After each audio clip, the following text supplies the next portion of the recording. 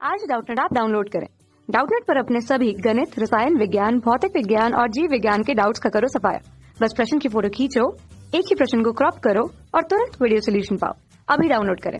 Hello बच्चों, ये जो प्रश्न हमारे सामने है इसमें हमें क्या दिया गया है कि एक केबिन जो है वो मुक्त रूप से गिर रहा है। इसके अंदर यम द्रव्यमान एवं आर त्रिज्या की एक शक्ति है ना, जो कि शुद्ध घूर्णन गति कर रही है। ठीक है, उसके बाद और क्या इन्फॉर्मेशन हमारे पास है कि क्षैतिज दिशा में हवा चल रही है और इसके कारण से है सारे वस्तुओं को ए त्वरण मिल रहा है। किस दिशा में? क्षैतिज दिशा में। ठीक है, उसके बाद क्या है कि बिंदु पी से एक छोटा सा कण अलग होता है और कुछ समय के बाद वो केंद्र ओ से गुजरता है। तो हमें क्या बताना है, कण को पी से ओ तक पहुंचने में कितना समय लगेगा। ठीक है, तो सबसे पहले देखिए आपको यहाँ पे त्वरण कितना दिया गया है, ए दिया गया है।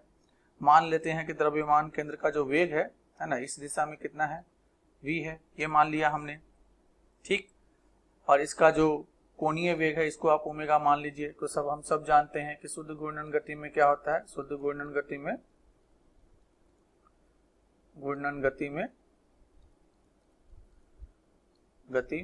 में ठीक है, क्या लिखते हैं, v माइनस आर ओमेगा बराबर किसके इक्वल हो जाता है, 0 के।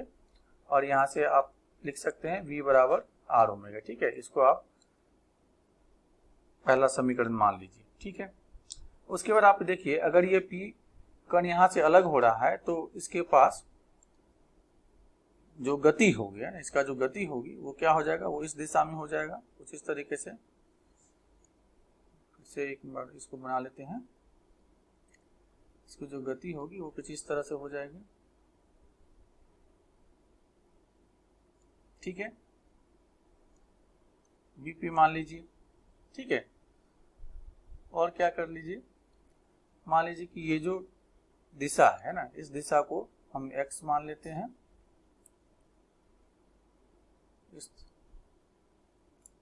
इस दिशा को हम x मान लेते हैं।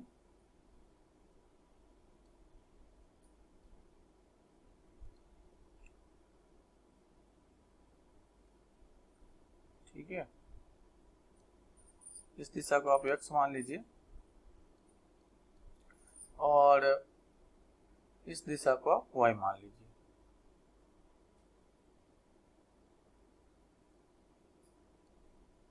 ठीक हो गया, तो यहां से और ये हमें इसकी त्रिज्या r दी गई है। ठीक है, कोई दिक्कत नहीं है। तो अभी आप देखिए जो कण का प्रारंभिक वेग होगा ना, जो vp होगा, वो हम कितना लिख सकते हैं। तो vp आप देखिए, vp को क्या कर सकते हैं, इसको x अक्ष और y अक्ष के दिशा में हम इसका विभाजित कर सकते हैं। तो ये अगर 37 डिग्री है तो ये मान भी हमारा 37 डिग्री हो जाएगा। ठीक है, तो जो हमारा vp हो जाएगा वो कितना हो जाएगा, x दिशा में इस पार्टिकल, ये जो कण है वो किस वेग से मूव करेगा। तो इसका जो देखिए ये पूरी की पूरी शक्ति किधर जा रही है, दाईं तरफ v से जा रही है। ठीक है, और v जो कण है उसका वेग किधर है, बाईं तरफ कितना हो जाएगा। तो इसको अगर हम ये करेंगे तो ये हमारे पास मान जो आ जाएगा वो कितना हो जाएगा, v बराबर आर ओमेगा होता है। तो हम बस वही लिख लेते हैं। तो हम यहाँ पे ये लिख सकते हैं minus R omega cos 37 degree. ठीक है, I cap plus R omega sine 37 degree J cap. ठीक है, और यहाँ पे आप साइन 37 डिग्री और कॉस 37 डिग्री का मान रख दीजिए। तो कॉस 37 डिग्री का मान 4/5 होता है। इसको जब आप रखेंगे तो जो हमें मिलेगा वो कितना हो जाएगा, आर ओमेगा बट्टा 5 आई कैप प्लस साइन 37 डिग्री 3/5। इसको जब आप रख दीजिएगा तो ये आ जाएगा 3 आर ओमेगा बट्टा 5 जे कैप। ठीक है, तो ये हमें जो है कण का वेग मिल गया। ठीक है, अब क्या करना है, अब आप ये देखिए कि कण को कितनी दूरी तय करनी पड़ेगी, है ना। तो उसके लिए हम लिख सकते हैं r बराबर क्या लिख सकते हैं। तो देखिए एक तो क्या है, ये r त्रिज्या है। ठीक है, तो एक तो ये दिशा तय करना पड़ेगा। इसको आप दो पार्ट में अगर लिखिएगा तो इधर की तरफ इसका जो मान हो जाएगा वो कितना हो जाएगा, इधर हम क्या लिख सकते हैं, r साइन 37 डिग्री, है ना, और इधर इसका मान कितना हो जाएगा, इधर हो जाएगा r cos 37 डिग्री। ठीक है, ये हो गया। तो देखिए एक तो इस कण को कितना यहां से यहां जाना है, लेकिन उसके साथ क्या हो रहा है, ये चक्री आगे भी जा रही है v गति से, ठीक है। तो टोटल जो r हो जाएगा वो x दिशा में जो दूरी तय करनी होगी वो कितनी हो जाएगी, r 37 degree sin 37 degree plus चूंकि v गति से जा रही तो t समय के बाद कितना दूरी हो जाएगा, v Guna t i cap plus r cos 37 degree j cap, ठीक है। तो हमें इसका जो दूरी हो गया और हमें इसकी गति भी प्राप्त हो गई। तो बस इसका जो है वो यहाँ पे हम ये लिख सकते हैं t क्या है, p से o तक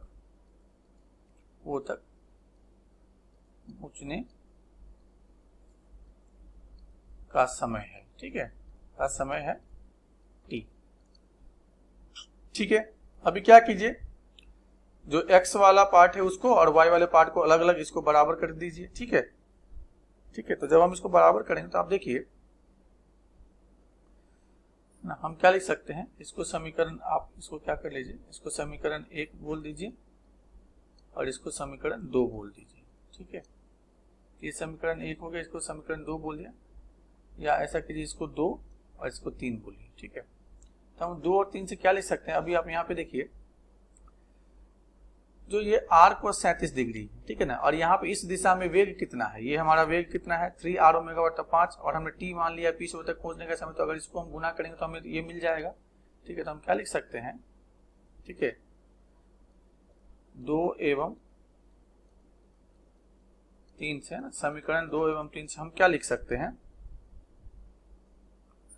r cos 37 डिग्री बराबर क्या हो जाएगा 3r ओमेगा बटा 5 गुने t, और यहां से हमें t का मान कितना हो जाएगा, t का मान आप यहां से निकाल सकते हैं और वो हमें मिल जाएगा 4/3 ओमेगा, ठीक है। ये पता चल गया। तो t तो निकाल लिया, बट हमें क्या करना है, ओमेगा का मान निकालना हो। तो ओमेगा का मान के लिए हम दूसरा यूज कर लेंगे, ठीक है। दूसरे वाले पार्ट में क्या है, r sin 37 degree plus bt बराबर क्या हो जाएगा, r ओमेगा बटा 5 गुने t। तो इसको हम लिख लेते हैं, है ना। फिर से क्या लिखना है, r sin 37 degree plus vt बराबर क्या हो जाएगा, r ओमेगा बटा 5 गुने t। बट ये जो दूरी ये इसी के बराबर हो जाएगा, ये vt क्या हो जाएगा, तो उसके लिए जो वो हवा के कारण वो v दिशा में जो है क्षैतिज दिशा में गति हो रही है, ठीक है, और उसमें त्वरण कितना है, a है। तो उसके लिए हमें क्या करना पड़ेगा, हाफ at² एक जोड़ना पड़ेगा, और यहाँ पे v equal to r omega हम यूज कर लेंगे, ठीक है। और इसको आप यहाँ से जब इसका हल करेंगे तो यहाँ से ओमेगा का मान आपको ये मिल जाएगा। ओमेगा बराबर आपको क्या मिल जाएगा, ओमेगा बराबर आपको मिल जाएगा 8a बट्टा 15r का वर्गमूल, ठीक है। तो अब समय निकाल लीजिए, देयरफॉर t बराबर क्या हो जाएगा, तो देखिए t बराबर तो ऑलरेडी हम निकाल चुके थे, कितना था 4/3 ओमेगा। तो बस इसको रख देना है, तो कितना हो गया 4/3, और ये कितना है 1 ओमेगा, तो ये जो है वो उल्टा हो जाएगा, तो ये कितना हो जाएगा 15r बट्टा 8a का वर्गमूल, ठीक है। यही हमारा उत्तर हो जाएगा। तो जरा विकल्प में आप देख लीजिए कौन सा विकल्प सही है, 4/3 15r बट्टा 8a का वर्गमूल, यानी कि जो पहला विकल्प है वो हमारा सही उत्तर है, ठीक है। कक्षा 6 से 12वीं से लेकर नीट, IIT, JEE वो एडवांस के लेवल तक 1 करोड़ से ज्यादा छात्रों का भरोसा। आज ही डाउनलोड करें डाउटनेट ऐप या व्हाट्सएप करें अपने सारे डाउट्स 8400 400 400 पर।